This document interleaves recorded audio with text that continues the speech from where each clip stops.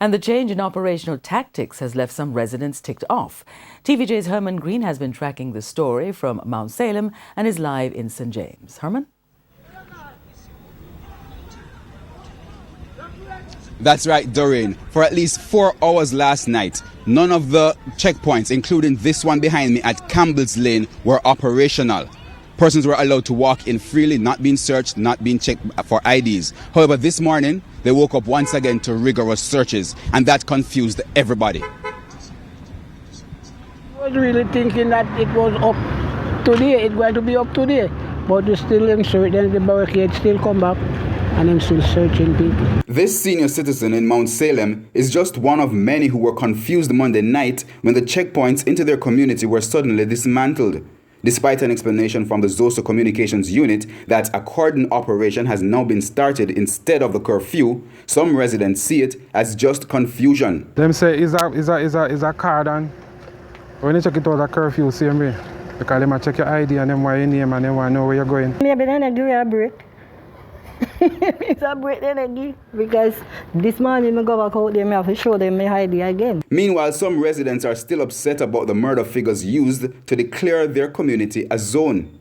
I don't have a problem, let's do them work, but only one thing, them figures when they get about 50 odd murder in Salem, that's wrong.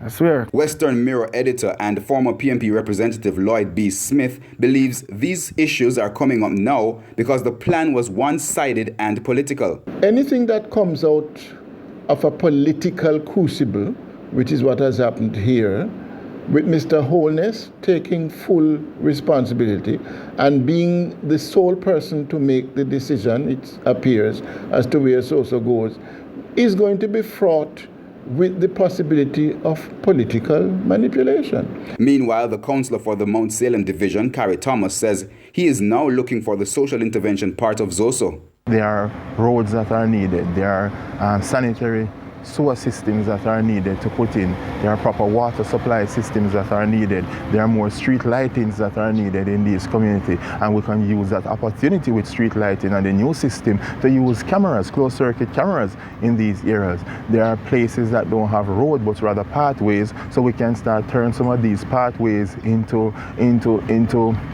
better areas. Despite the issues, the residents still say they prefer having the soldiers present. I love them, I want them post one house right out there, so build one house, give them, and make them live at Salem, because we feel safe when the soldier and the police are in a nice way. They run and they shift when the gunshot them, they fire. Me have to be a metallic cheat for hours. You understand? So what's going on now with the police and the soldier and the area, that is good for me. If they even there here for a longer period, we can still address with them, but the only one thing we all know, if we can keep 2 birthday party, because we know this lane is a party lane. If we can keep 2 birthday party and have fun, we even invite them at the party if we can keep the party safe though.